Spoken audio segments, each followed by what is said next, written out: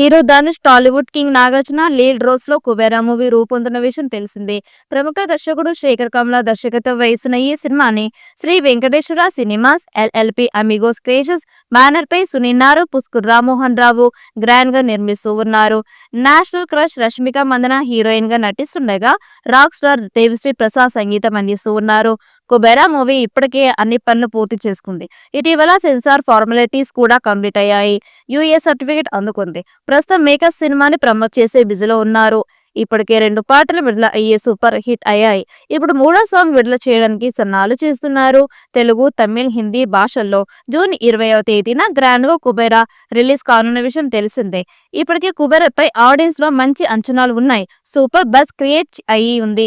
Movie super hit పక్కా అని అంతా fix అయ్యారు. రీసెంట్ గా వచ్చిన ట్రైలర్ ఆకట్టుకుంటోంది.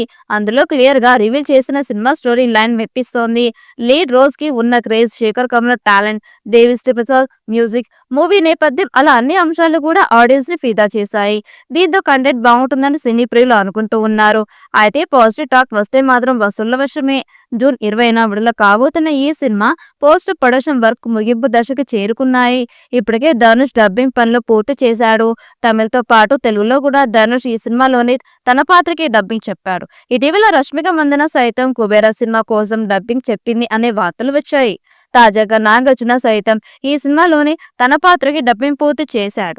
ఈ విషయాన్ని యూనిట్ సభ్యులు అధికారికంగా ప్రకటించారు. సినిమాలో నాగార్జున కీలక పాత్రలో కనిపిస్తూ ఉన్నాడు. ఇప్పటికే విడుదలైన పాటలు, ప్రమోషన్ వీడియోల్లో నాగార్జున లుక్ ఆకట్టుకుంటోంది. బాగా డబ్బున్న వ్యక్తి పాత్రలో నాగార్జున కనిపించబోతున్నట్టు తెలుస్తోంది. సినిమాలో నాగార్జున, ధనుష్ పాత్రల మధ్య ఉండే సంబంధం ఏదైనా ఉంటుందా అని అంతా ఆసక్తిగా ఎదురు చూస్తూ ఉన్నారు. ధనుష్ పాత్ర అందరిలోనూ ఆసక్తిని క్రియేట్ చేస్తోంది. గతంలో ఎప్పుడు లేని విధంగా శేఖర్ కమల విభిన్నమైన కమర్షియల్ కథతో ఈ సినిమాని రూపొందిస్తున్నట్లు కనిపించింది. ఈ సినిమాలో రష్మిక పాత్ర విషయంలోనూ ఆసక్తికర చర్చ జరిగింది. మొత్తానికి సినిమాలోని అన్ని పాత్రలు సినిమా స్థాయిని పెంచే విధంగా ఉన్నాయి.